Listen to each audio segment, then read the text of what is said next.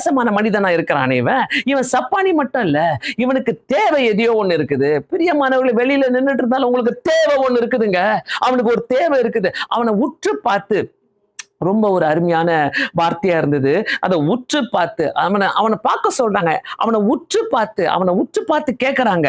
அதாவது அவனை உற்று பார்த்து, எங்களை நோக்கிப்பார், எங்களை நோக்கிப்பார். ஏன்னா அவன் அவங்க கையை தான் பார்த்திருப்பான். ஏதாவது கொடுப்பாங்களான்னு சொல்லு. அதனால்தான் எங்களை நோக்கி பாருன்றாங்க. அவங்க எங்களை நோக்கி பாருன்றாங்க. நிறைய நேரத்துல மற்றவங்களுடைய கையை பார்த்துக்கிட்டு சர்ச்சுக்கு வெளியில நின்றுட்டு இருக்கிறீங்களா? நிறைய நேரங்களில உங்களுடைய பிரச்சனைக்கு மத்தியில சர்ச்சுக்கு வெளியில நின்றுட்டு இருக்கிறீங்களா? நிறைய நேரங்களில் சமாதானம் இல்லாம சர்ச்சுக்கு வெளியில நின்றுட்டு இருக்கிறீங்களா? சர்ச்சு உள்ள போனா எனக்கு என்ன கிடைக்குதுன்னு கேட்குறீங்களா? தவறான கருத்துக்கள். அதெல்லாமே இந்த நேரத்துல கர்த்தர் உங்களோடு கூட பேசுகிற வார்த்தை என்னன்னாக்கா, இந்த 40 நாட்களில ஆண்டவரே நான் ஒழுங்கா போய் உட்காந்துக்கிறேன், சர்ச்சுக்குள்ள நான் என்ன மனம் திரும்பிக்கிறேன், ஆண்டவரே நான் மாறிக்கிறேன். இந்த 40 நாள் மட்டும் இல்ல, பூ வைக்க மாட்டேன், மீன் கறி சாப்பிட மாட்டேன், நான் கருப்பு ட்ரெஸ் தான் போடுவேன், நான் இப்படிதான் இருப்பேன், அப்படிதான். இந்த மாதிரி நோக்கங்களை விட ஆண்டவர் கேட்கிற ஒரு அருமையான கருத்து என்ன தெரியுமா? ஆண்டவர் கேட்கிற கீழ்ப்படிதல் என்ன தெரியுமா? ஆண்டவரே நான் சர்ச்சுக்கெல்லாம் வெளியில நிக்காம உமக்கு கொடுக்குற மரியாதையை நான் கொடுக்குறேன்.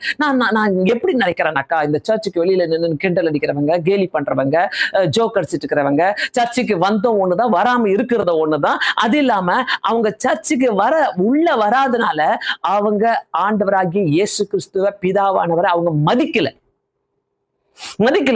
அவங்களுக்கு மதிக்க இஷ்டம் இல்லை.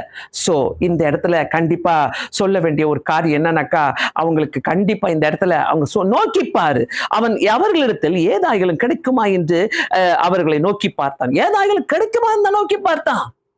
நம்ம நினைக்கிறோம் நிறைய நேரங்கள்ல, நானே சுமந்துக்கிறேன் ஐயா, நானே எடுத்துன்னு போயிடுறேன் என் பிரச்சனைய, நானே கொண்டு போறேன் என் பிரச்சனைய. சர்ச்சுக்குள்ள போய் உக்காந்தாலும் மற்றவங்களையே பார்த்துட்டு இருக்கிறது, ஆண்டவரை பார்க்கறது இல்லை, ஆண்டவரை நோக்கி பார்க்கறது. மற்றவங்க என்ன புடவை கட்டி வந்தாங்க, என்ன ஜுவல்ஸ் போட்டு வந்தாங்க, அவன் வந்துக்கிறானா, இவன் வந்துக்கிறானா, இந்த கட்சிக்காரங்க வந்துக்கிறாங்களா, அந்த கட்சிக்காரங்க வந்துக்கிறாங்களா, இதெல்லாம் பேசிட்டு இருக்கிறோம் நம்ம. பிரியமானவர்களே, இங்க உற்று பார்த்து அவனை சொல்றாங்க, அவன் ஏதாவது கிடைக்குமா என்று. உனக்கு ஏதாவது வேணுமா?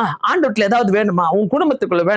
உன்னுடைய பிள்ளைகளுக்கு ஏதாவது வேணுமா? உன்னுடைய வேலையில ஒரு மிரக்கல் வேணுமா? உன்னுடைய வாழ்க்கையில ஒரு அற்புதங்கள் நடக்கணுமா? இப்படி எல்லாம் செஞ்சுட்டு இருந்தா கர்த்தருக்கு எப்படி அற்புதத்தை செய்ய முடியும்? ஒருவேளை கர்த்தருக்கு நம்ம கீழ்ப்படிஞ்சு தேவாலயத்துல போய் செபிக்கிறோம்னாக்கா, வீட்டுக்குள்ள வந்து செபிக்கிறோம்னாக்கா, கர்த்தர் சூழ்நிலைகளை மாத்த வல்லவராய் இருக்கிறார். கண்டிப்பாக இதை கேட்டுக்கொண்டிருக்கிற ஒவ்வொருத்தருக்காக நான் சொல்றேன், இந்த இடத்துல இந்த லெந்து நாட்களில பெருசா சொல்லிடுவாங்க, ஐயோ நான் இப்படிதான் வாழ போறேன், நான் இப்படிதான் இருப்பேன், 40 நாள் உபவாசம் இருக்கிற. ஆண்டவர் நம்மளுடைய மாற்றங்களை தான் கேட்கிறாரு.